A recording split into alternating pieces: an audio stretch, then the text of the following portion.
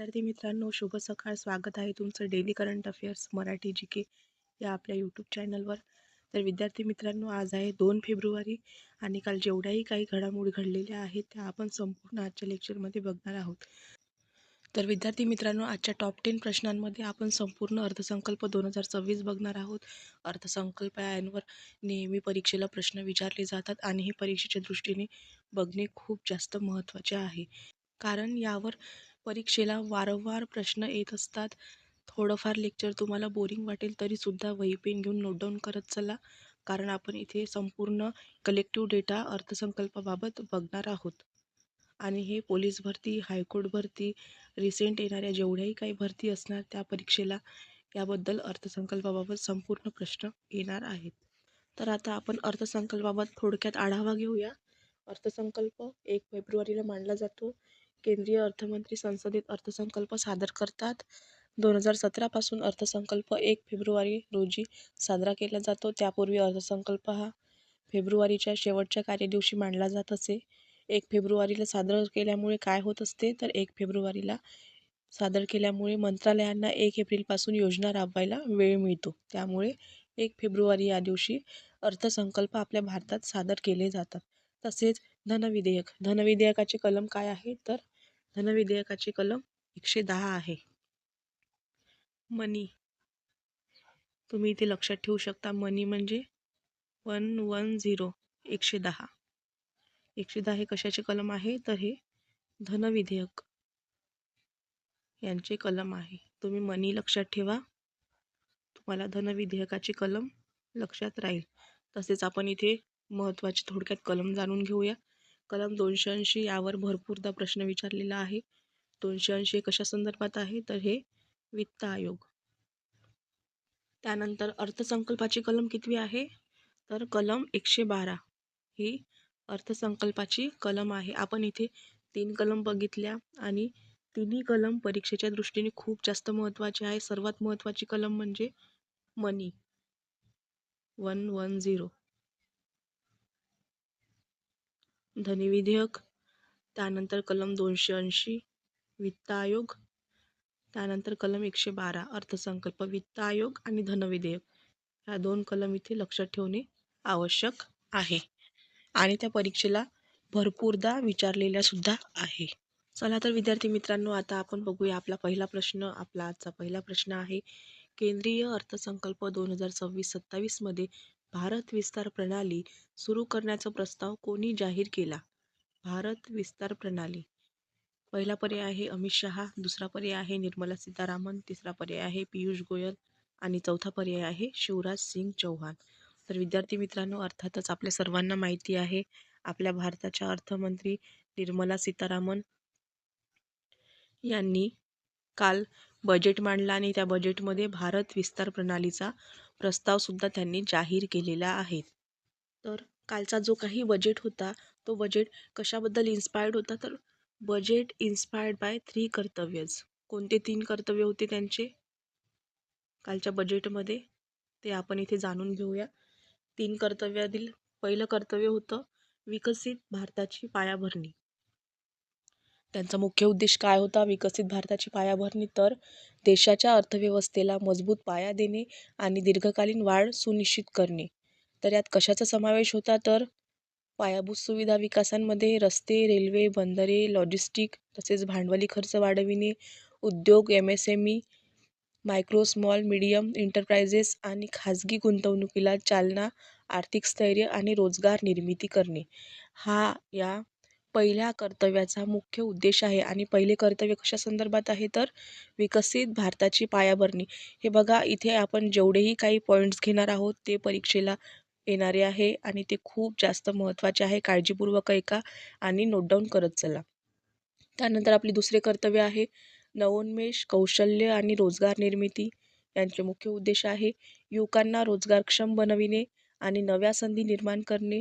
यामध्ये कशांचा समावेश आहे, तर कौशल्य विकास, स्टार्टअप्स आणि उद्योजकतेला प्रोत्साहन, तंत्रज्ञान, AI, डिजिटल अर्थव्यवस्था, उद्योग शिक्षण समन्वय, महिला व युवकांच्या कार्यबलात सहभाग वाढविणे. दुसरे कर्तव्य काय आहे आपले, तर नवोन्मेष, कौशल्य आणि रोजगार. पहिले कर्तव्य मी आत्ताच तुम्हाला काय सांगितले, तर विकसित भारताची पायाभरणी. आणि दुसरे कर्तव्य नवोन्मेष, कौशल्य आणि रोजगार. तर विद्यार्थी मित्रांनो, आपले तिसरे कर्तव्य आहे सरकारच्या सबका साथ सबका विकास या दृष्टिकोनाशी सुसंगत राहून प्रत्येक कुटुंब, समाज, प्रदेश आणि क्षेत्राचा अर्थपूर्ण सहभाग सुनिश्चित करणे, सर्व घटकांना संसाधने, सुविधा आणि संधी उपलब्ध करून देणे, विकासाचे फळे सर्वांपर्यंत समानपणे पोहोचावे, यासाठी तिसरे कर्तव्यांमध्ये सबका साथ सबका विकास या दृष्टिकोनाशी सुसंगत राहून तिसरे कर्तव्य काल त्यांनी बजेटमध्ये मांडलेले आहे. त्यानंतर तिसऱ्या कर्तव्याची प्रमुख लक्ष्य काय आहे किंवा लक्ष्य क्षेत्र काय आहे, तर शेतकऱ्यांचे उत्पन्न वाढविणे. विशेषतः कोणते शेतकरी, तर विशेषतः अल्पभूधारक जे काही शेतकरी आहे त्यांचे उत्पन्न वाढविणे. त्यानंतर दिव्यांगाचे सक्षमीकरण, रोजगार, प्रशिक्षण, सहाय्यक उपकरणे, दुर्बल घटकांसाठी मानसिक आरोग्य व आघात काळजी सेवा. त्यानंतर पूर्वोत्तर व ईशान्य प्रदेशाचा वेगवान विकास, युवकांचा सहभाग आणि मूल्यवर्धन. तिसरे कर्तव्य कशावर लक्ष केंद्रित करते, तर अल्पभूधारक शेतकरी, दिव्यांग यांवर तिसरे कर्तव्य लक्ष केंद्रित करत असते. त्यानंतर शेतकऱ्याचे उत्पन्न वाढवण्यासाठी त्यांनी अर्थसंकल्पामध्ये काय केलेले आहे, तर शेतकऱ्यांच्या उत्पन्न वाढवण्यासाठी अर्थसंकल्पात त्यांनी 500 जलसाठे व अमृत सरोवराच्या विकासाची तरतूद केलेली आहे. किती जलसाठे, तर 500 जलसाठे. त्यानंतर किनारी भागांमध्ये कोणत्या क्षेत्राचे मूल्य साखळी बळकट करण्यावर त्यांनी भर दिला, तर सागरी मत्स्य व्यवसाय. सागरी मत्स्य व्यवसाय, 500 जलसाठे, हे इथे लक्षात ठेवा. तुम्ही की पॉईंट्स तुम्ही काढून ठेवा आणि परीक्षेला तुम्ही की पॉईंट्स लक्षात ठेवून आन्सर इझिली देऊ शकता. त्यानंतर पशुसंवर्धन क्षेत्राला पाठबळ देण्यासाठी त्यांनी बजेटमध्ये काय समाविष्ट केले, तर पत संलग्न अनुदान कार्यक्रम. पत संलग्न अनुदान कार्यक्रम हे त्यांनी सुरू केलेले आहे. किनारी भागांमध्ये जे काही उच्च मूल्य पिकांचे उत्पादन आहे त्यांच्या मूल्यवर्धनाला सुद्धा त्यांनी प्रोत्साहन दिलेले आहे. भारत सर्वाधिक नारळ उत्पादन करणारा देश ठरलेला आहे. आकडेवारीनुसार भारतात सर्वाधिक नारळ उत्पादन होते. त्यानंतर 2030 पर्यंत काजू हा जागतिक प्रीमियम ब्रँड विकसित करणार आहे. काजू आणि कोको यांसाठी त्यांनी स्वतंत्र उद्देश तिथे मांडलेले आहे. अशा पद्धतीने आपल्याला की पॉईंट्स काढून इथे लक्षात ठेवणे खूप जास्त महत्त्वाचे आहे. तर आताच आपण प्रश्न बघितला भारत विस्तार प्रणालीबाबत. आपण त्यांचे मुख्य उद्देश थोडक्यात जाणून घेऊया की भारत विस्तार प्रणालीचा मुख्य उद्देश काय आहे, तर कृषी संसाधनापर्यंत आभासी प्रवेश देणे हा याचा मुख्य उद्देश आहे. त्यानंतर भारत विस्तार ही कोणत्या प्रकारची प्रणाली आहे, तर भारत विस्तार ही बहुभाषिक कृत्रिम बुद्धिमत्ता आधारित साधन प्रणाली आहे. कोणती? बहुभाषिक कृत्रिम बुद्धिमत्ता आधारित साधन प्रणाली आहे. त्यानंतर भारत विस्तार प्रणालीमध्ये कोणत्या पोर्टलचा समन्वय करण्यात येणार आहे, तर ते म्हणजे ॲग्रीस्टॅक पोर्टल. भारत विस्तार प्रणालीमध्ये ॲग्रीस्टॅक पोर्टलचा समन्वय करण्यात येणार आहे. त्यानंतर भारत विस्तार प्रणालीमुळे शेतकऱ्यांना कोणता लाभ होईल, तर भारत विस्तार प्रणालीमुळे शेतकऱ्यांना वैयक्तिकृत सल्लागार सेवा मिळणार आहे. वैयक्तिकृत सल्लागार सेवा ही शेतकऱ्यांना भारत विस्तार प्रणालीमुळे मिळणार आहे. आणि हे काल आपल्या भारताच्या अर्थमंत्री निर्मला सीतारामन यांनी बजेटमध्ये सांगितलेले आहे. चला तर मग आपण इथे थोडक्यात रॅपिड फायर घेऊया. आपल्याला की पॉईंट्स इथे कोणते लक्षात ठेवायचे आहे ते बघून घ्या. ते म्हणजे तिसरे कर्तव्य साध्य करण्यासाठी विशेष लक्ष कशावर, तर अल्पभूधारक शेतकरी यांवर. त्यानंतर शेतकऱ्यांना उत्पन्न वाढवण्यासाठी किती जलसाठे व अमृत सरोवरांचा विकास होणार, तर 500. त्यानंतर किनारी भागांमध्ये कोणत्या क्षेत्राचे मूल्य साखळी बळकट करण्यावर भर देणार आहे, तर किनारी भागांमध्ये सागरी मत्स्य व्यवसाय यांवर भर देणार आहे. त्यानंतर पशुसंवर्धन क्षेत्राला पाठबळ देण्यासाठी कोणती बाब समाविष्ट आहे, तर पतसंलग्न अनुदान कार्यक्रम तिथे घेणार आहे. त्यानंतर किनारी भागांमध्ये कशाचे उत्पादन वाढवण्यावर त्यांचा भर आहे, तर ते म्हणजे नारळ, चंदन, कोको आणि काजू. त्यानंतर ईशान्य भारतात कोणत्या वृक्षाच्या लागवडीला प्रोत्साहन दिलेले आहे त्यांनी, अगर. या वृक्षाला त्यांनी कालच्या बजेटमध्ये प्रोत्साहन दिलेले आहे. त्यानंतर काजू आणि कोको 2030 पर्यंत प्रीमियम ब्रँड बनणार आहे. हे कीवर्ड्स तुम्हाला इथे परीक्षेच्या संदर्भातून लक्षात ठेवणे खूप जास्त महत्त्वाचे आहे. त्यानंतर विद्यार्थी मित्रांनो, आपला प्रश्न क्रमांक दुसरा आहे, केंद्रीय अर्थसंकल्प 2026-27 मध्ये किती नवीन अखिल भारतीय आयुर्वेद संस्था स्थापन केल्या जाणार आहे? याचा पहिला पर्याय आहे 1, दुसरा पर्याय आहे 2, तिसरा पर्याय आहे 3, चौथा पर्याय आहे 5. तर विद्यार्थी मित्रांनो, आपल्या भारतात अखिल भारतीय आयुर्वेद संस्था एकूण 3 स्थापन केल्या जाणार आहे. अजूनपर्यंत 3 संस्थेची नावे डिक्लेअर झालेली नाही, पण त्यांनी बजेटमध्ये कालच्या अखिल भारतीय आयुर्वेदिक संस्था 3 स्थापन केल्या जाणार, हे इथे त्यांनी सांगितलेले आहे. हे बघा, आज आपण जे काही टॉप 10 प्रश्न बघणार आहोत ते आजचे प्रश्न आपले संपूर्ण आपल्या कालच्या अर्थसंकल्पावर आधारित आहे. आजचे हे करंटचे लेक्चर तुम्हाला अर्थातच आपले इकॉनॉमिक्सचे लेक्चर किंवा अर्थशास्त्राचे लेक्चर वाटणार आहे. तर आपण आज जे काही बघणार आहोत ते खूप जास्त महत्त्वाचे आहे. ते लाईटली न घेता यांवर आपल्याला प्रश्न नक्की दिसणार आहे. तर बघूया आजचा आपला तिसरा प्रश्न.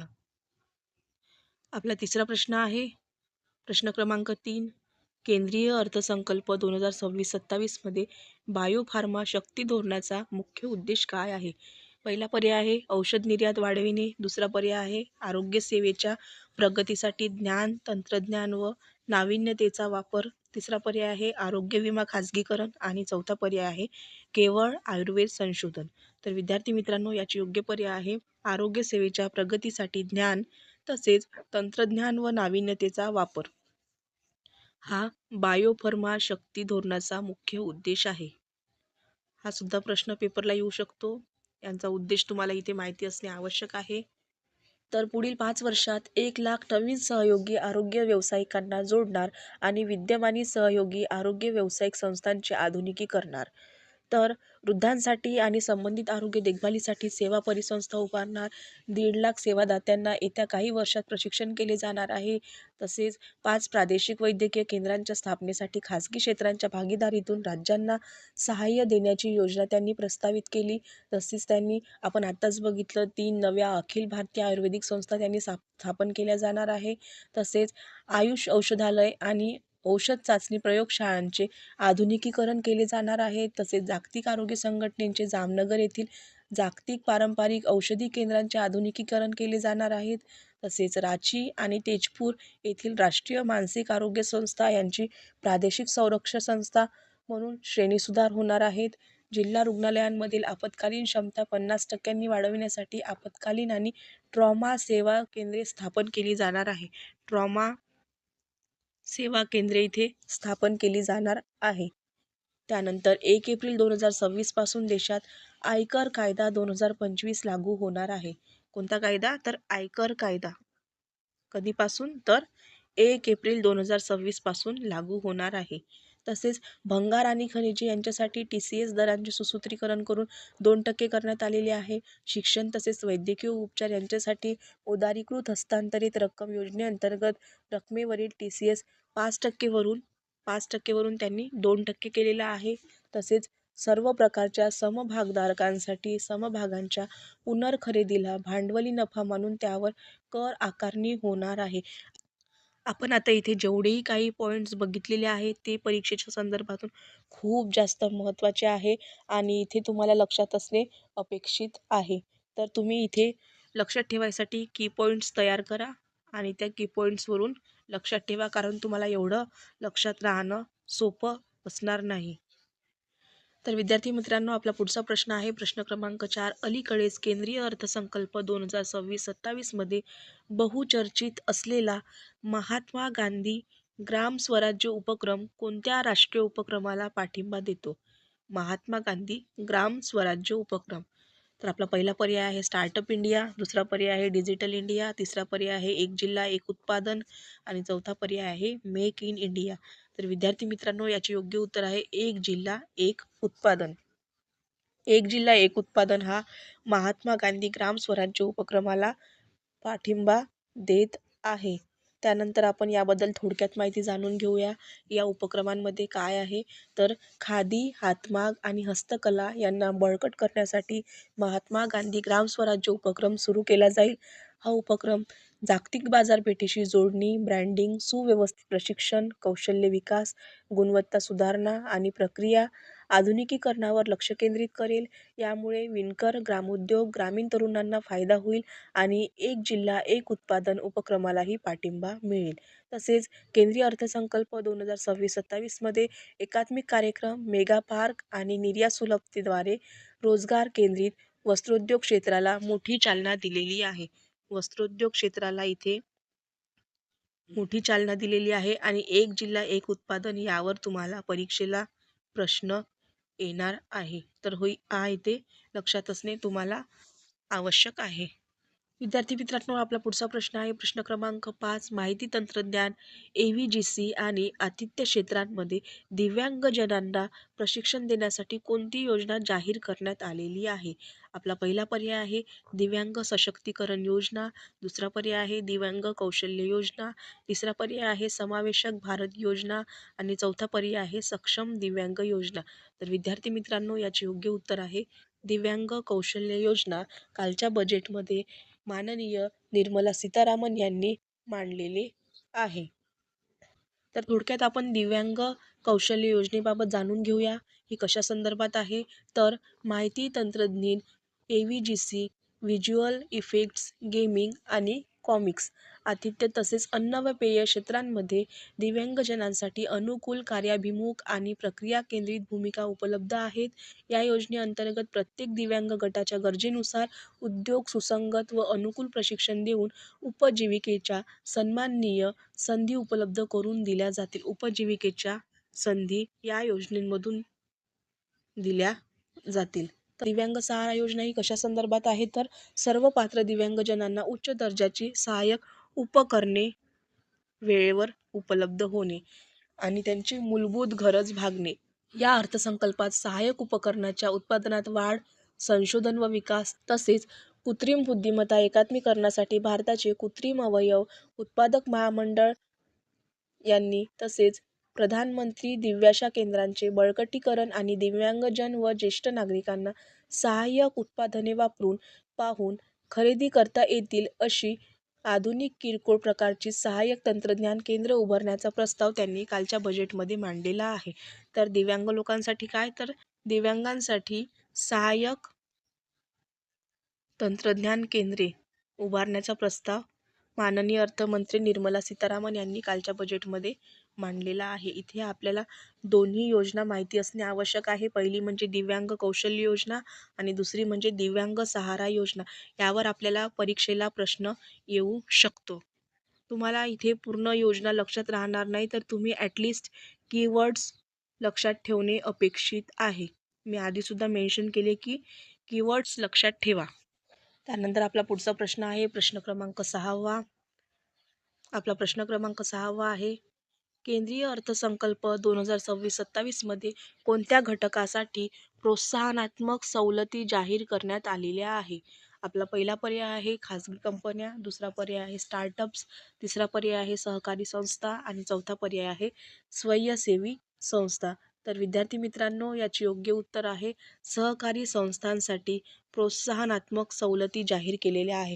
तर नेमक्या कोणत्या कोणत्या सवलती आहे त्या आपण थोडक्यात एकदम इन शॉर्टमध्ये जाणून घेऊ. तर केंद्रीय अर्थसंकल्प 2026-27 मध्ये प्राथमिक सहकारी संस्थांसाठी अनेक प्रोत्साहनांची घोषणा करण्यात आलेली आहे.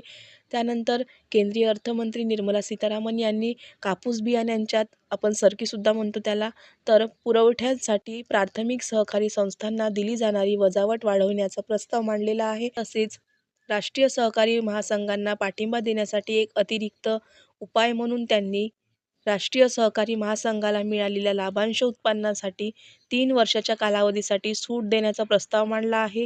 ही सूट केवळ त्या लाभांशांसाठी दिली जाईल जो त्यांचा सदस्य सहकारी संस्थांना पुढे वितरित केला जातो. तर विद्यार्थी मित्रांनो, प्रोत्साहनात्मक सवलती ह्या कोणाला दिलेल्या आहे, तर सहकारी ज्या काही संस्था आहेत त्यांना या सवलती दिलेल्या आहे. तसेच सदस्यांनी उत्पादित केलेले जे काही पशुखाद्य आहे आणि कापूस बियाण्यांच्या सरकी पुरवठ्या आहे त्यांसाठी प्राथमिक सहकारी संस्थांना वजावट वाढविण्याचा प्रस्ताव निर्मला सीतारामन यांनी दिलेला आहे. विद्यार्थी मित्रांनो, आपला पुढचा प्रश्न आहे प्रश्न क्रमांक 7. केंद्रीय अर्थसंकल्प 2026-27 मध्ये सेवा क्षेत्रासाठी उपाययोजना सुचविण्यासाठी कोणती उच्चाधिकार स्थायी समिती नेमण्याचा प्रस्ताव केलेला आहे? तर आपला पहिला पर्याय आहे कौशल्य विकास स्थायी समिती.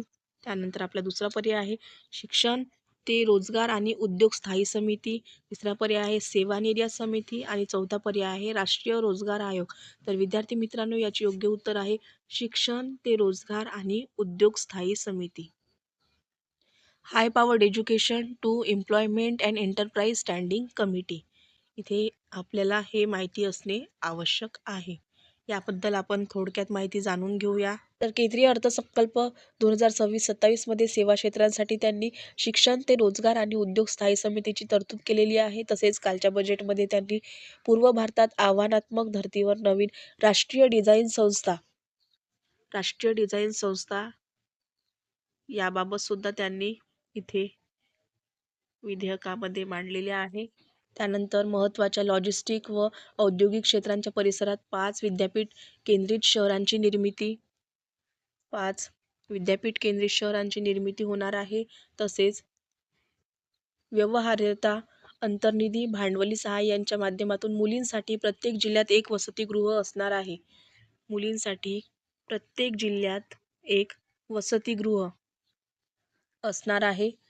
तसेच खगोल भौतिकी आणि खगोलशास्त्राला प्रोत्साहन देण्यासाठी 4 दुर्बिणीची निर्मिती करण्यात आलेली आहे. ही घोषणा त्यांनी काल केलेली आहे. तसेच भारताला चालना देणारे प्रमुख क्षेत्रे म्हणून सेवा क्षेत्रांसाठी उपाययोजना सुचविण्यासाठी त्यांनी शिक्षण ते रोजगार आणि उद्योग स्थायी समिती नेमण्याचा प्रस्ताव केलेला आहे. जेणेकरून 2047 पर्यंत जागतिक सेवा क्षेत्रात 10% वाटा मिळवून भारत सेवा क्षेत्रात जागतिक नेतृत्व मिळवेल. तसेच वाढ, रोजगार आणि निर्यात क्षमता वाढविण्यासाठी प्राधान्य क्षेत्रे ही समिती निश्चित करेल. तसेच AI आणि इतर उदयोन्मुख तंत्रज्ञानाचा नोकऱ्या व कौशल्याच्या मागणीवर होणाऱ्या परिणामाचे मूल्यांकन करून उपाययोजना सुचवेल. तसेच भारतीय डिझाईन उद्योग झपाट्याने विस्तारत असला तरी भारतीय डिझायनर्सची कमतरता आहे असे त्यांनी सांगितले. त्यामुळे त्यांनी पूर्व भारतात डिझाईन शिक्षण आणि विकासाला चालना देण्यासाठी नवीन राष्ट्रीय डिझाईन संस्था सुरू करण्याचा प्रस्ताव त्यांनी मांडलेला आहे. तसेच आत्ताच आपण बघितले की वसतिगृहांवर त्यांनी प्रत्येक जिल्ह्यात एक वसतिगृह असणार यांचे सुद्धा त्यांनी प्रस्ताव मांडलेला आहे. त्याबाबत त्यांचे काय निर्णय आहे तर स्टेम अर्थात विज्ञान, तंत्रज्ञान, अभियांत्रिकी व गणिताच्या उच्च शिक्षण संस्थांमध्ये अभ्यासाचा दीर्घ कालावधी व प्रयोगशाळेतील कामांमुळे विद्यार्थिनींसमोर काही आव्हाने निर्माण होतात. हे लक्षात घेऊन त्यांनी मुलींसाठी प्रत्येक जिल्ह्यात एक वसतिगृह स्थापन करण्याचा प्रस्ताव त्यांनी मांडलेला आहे. आपला पुढचा प्रश्न आहे प्रश्न क्रमांक 8. केंद्रीय अर्थसंकल्प 2026-27 मध्ये माहिती तंत्रज्ञान सेवांसाठी सेफ हार्बर मर्यादा कितीवरून किती करण्यात आलेली आहे? तर आपला पहिला पर्याय आहे 1000 कोटीवरून. तर आपला पहिला पर्याय आहे 100 कोटीवरून 1000 कोटी. दुसरा पर्याय आहे 300 कोटीवरून 1500 कोटी. तिसरा पर्याय आहे 300 कोटीवरून 2000 कोटी आणि चौथा पर्याय आहे 500 कोटीवरून 2000 कोटी. तर विद्यार्थी मित्रांनो, याचे योग्य उत्तर आहे 300 कोटीवरून 2000 कोटी इतके मर्यादा त्यांनी माहिती तंत्रज्ञान सेवांसाठी वाढविण्यात आलेली आहे. IT as India's growth engine. IT माहिती तंत्रज्ञान खूप जास्त वेगाने झपाट्याने इथे वाढत चाललेले आहे. तर निर्मला सीतारामन यांनी बजेटमध्ये 300 कोटीवरून 2000 कोटी इतकी मर्यादा वाढविलेली आहे. भारत सॉफ्टवेअर विकास सेवा, माहिती तंत्रज्ञान सक्षम सेवा, ज्ञान प्रक्रिया आउटसोर्सिंग सेवा तसेच सॉफ्टवेअर विकासाशी संबंधित कराराधारित संशोधन व विकास सेवांमध्ये जागतिक स्तरावर आघाडीवर आहे. ही सर्व व्यवसाय विभाग परस्परांशी अत्यंत जोडलेले आहे. या सर्व सेवांना एकाच माहिती तंत्रज्ञान सेवा या श्रेणीखाली समाविष्ट करण्याचा प्रस्ताव आहे. या सर्वांसाठी समान 15.5% सेफ हार्बर मार्जिन लागू केले जाईल. तसेच सेफ हार्बरचा लाभ घेण्यासाठी 300 कोटी रुपयावरून 2000 कोटी रुपये इतकी मोठ्या प्रमाणात रक्कम त्यांनी वाढविलेली आहे. तसेच सेफ हार्बर हा कोणत्याही कर अधिकाऱ्यांकडून अर्जाची तपासणी किंवा स्वीकृती आवश्यक नसलेल्या स्वयंचलित नियमाधारित प्रक्रियेद्वारे मंजूर केला जाईल. एकदा एखाद्या माहिती तंत्रज्ञान सेवा कंपनीने अर्ज केल्यानंतर तिच्या इच्छेनुसार तो सेफ हार्बर सलग 5 वर्ष लागू ठेवता येईल, हे सुद्धा त्यांनी इथे सांगितलेले आहे. त्याचबरोबर माहिती तंत्रज्ञान सेवा कंपन्या ज्या ॲडव्हान्स प्राइसिंग ॲग्रीमेंट करू इच्छितात त्यांच्यासाठी अर्थमंत्र्यांनी फास्ट ट्रॅक एकतर्फी APA प्रक्रिया जाहीर केली असून ती 2 वर्षाच्या आत पूर्ण करण्याचा प्रयत्न केला आहे. त्याबद्दल करदात्यांच्या विनंतीवर ही मुदत पुढील 6 महिने वाढवता येईल. तसेच APMमध्ये सहभागी संस्थेला तिच्या संबंध संस्थांसाठी उपलब्ध असलेल्या सुधारित विवरणपत्रांच्या सुविधेचाही विस्तार करण्यात आलेला आहे. तर अर्थसंकल्प निर्मला सीतारामन यांनी सेफ हार्बर यांबद्दल संपूर्ण उद्दिष्टे त्यांनी सांगितलेली आहे आणि हे आपल्याला इथे कीवर्ड्सच्या माध्यमातून लक्षात ठेवणे महत्त्वाचे आहे. त्यानंतर आपला पुढचा प्रश्न आहे. आपला पुढचा प्रश्न क्रमांक 9.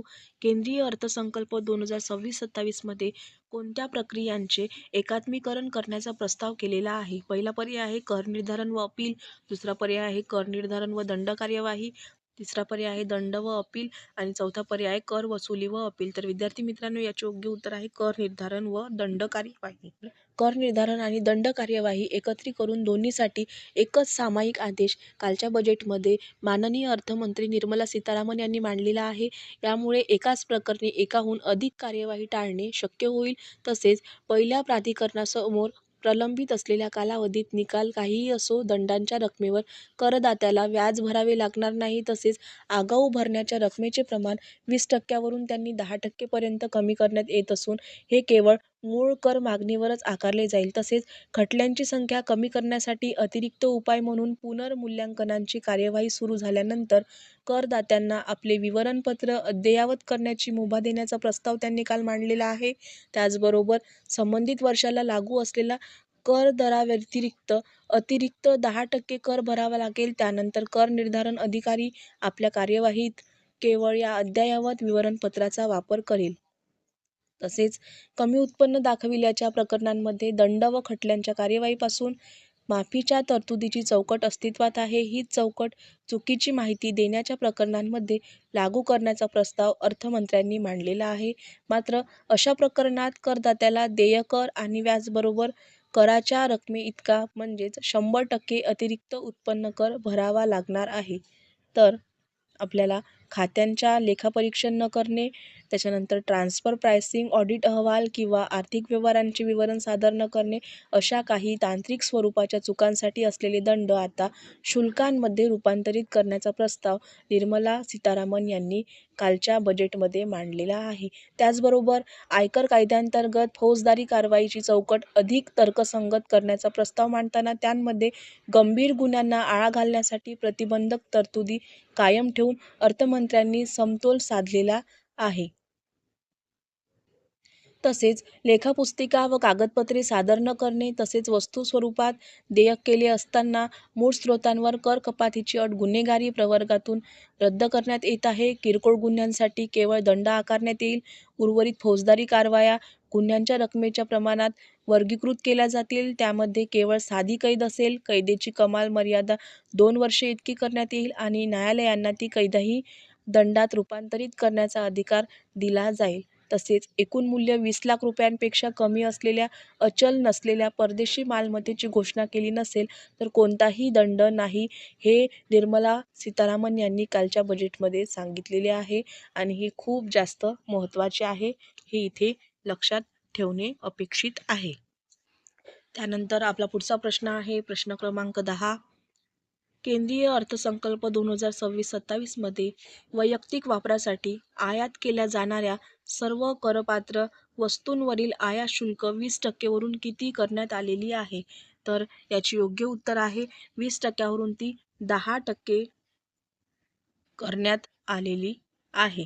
तर केंद्रीय अर्थसंकल्पात सीमाशुल्क संरचना सुयोग्य करण्याच्या दृष्टीने वैयक्तिक वापरासाठी आयात केल्या जाणाऱ्या सर्व करपात्र वस्तूंवरील आयात शुल्क 20% 10% करण्यापर्यंतचा निर्णय त्यांनी घेतलेला आहे. तसेच रुग्णांना विशेषतः कर्करोगाने ग्रस्त असलेल्या दिलासा देण्यासाठी अर्थसंकल्पात 17 औषधांवर मूलभूत सीमाशुल्क माफी देण्याचा प्रस्ताव त्यांनी काल घेतलेला आहे. तसेच आणखी 7 दुर्मिळ आजारांच्या उपचाराच्या वापरात असलेल्या औषधे आणि food for special medical purposes यांच्या वैयक्तिक आयातीवर आयात शुल्क माफ करण्याचा अर्थसंकल्पात प्रस्ताव काल झालेला आहे.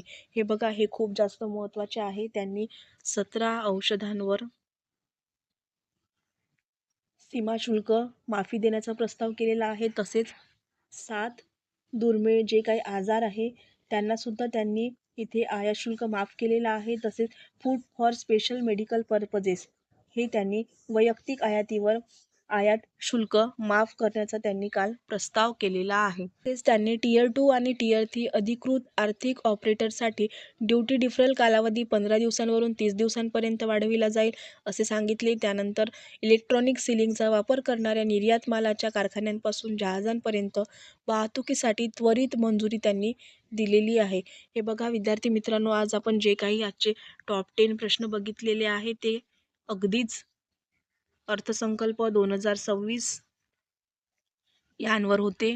इथे आपल्याला अर्थसंकल्प 2026 पेपरच्या दृष्टीने कव्हर करणे खूप जास्त महत्त्वाचे होते.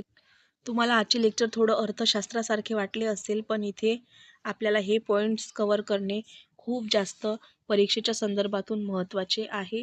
तुम्ही सर्व पॉईंट्स कीवर्ड्सनुसार लक्षात ठेवू शकता आणि नोट डाऊन करत चला, जेणेकरून तुम्हाला रिव्हिजनला खूप जास्त फायदा होईल आणि समोर जाऊन कोणताही त्रास तुम्हाला रिव्हिजनसाठी होणार नाही. तर विद्यार्थी मित्रांनो, आजचे लेक्चर तुम्हाला कसे वाटले ते मला कमेंटमध्ये सांगा आणि लेक्चर आवडले असल्यास लेक्चरला लाईक करा, शेअर करा, कमेंट करा आणि सबस्क्राईब करा. धन्यवाद.